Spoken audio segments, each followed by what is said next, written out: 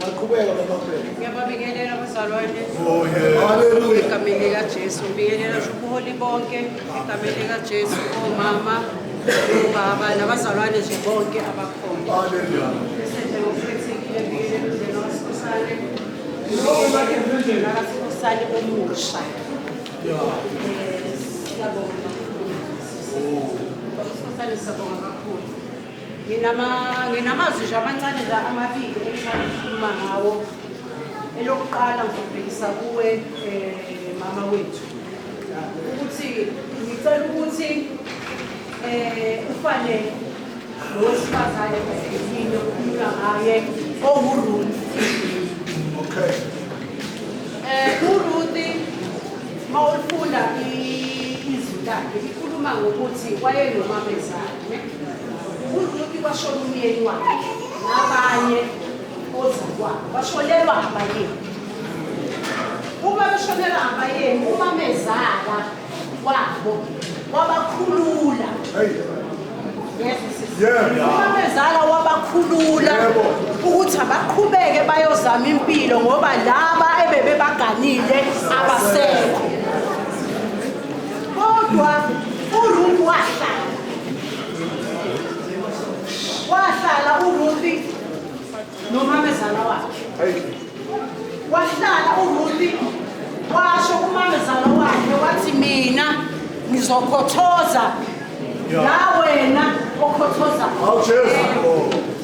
Sazwana sisi. Engicela kuwe namhlanje ukuthi awufiki namhlanje shaka. Ufikile wavakasha, waphinde wavakasha. Wasubona umfowethu umecela ukuthi ucela ukuthi umgane.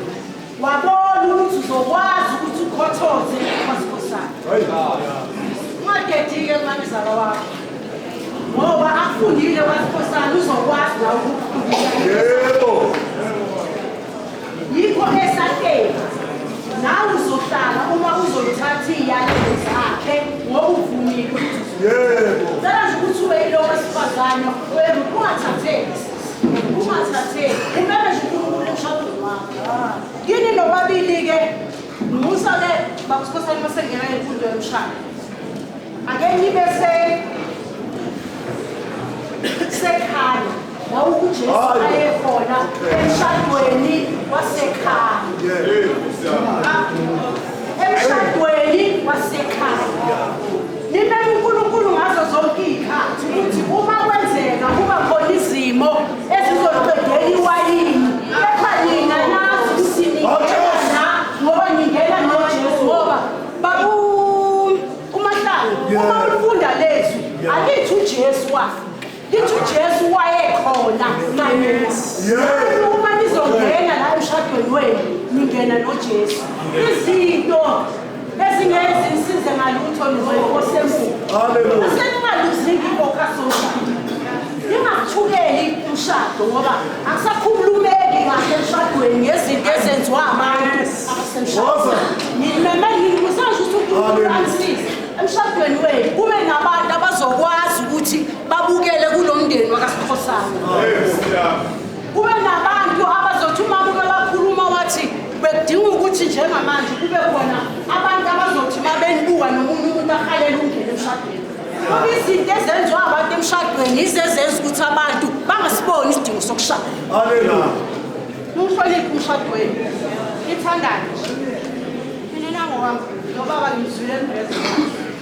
Sikhona uNkulunkulu usibusisile bazalwane ebandleni laseBhetheli. Nisisize ningasimosheli igama lokushado. Akekho umuntu odivosayo la ngenile ayikhona futhi. Hayi nesizoza. Osanokwana. Haleluya.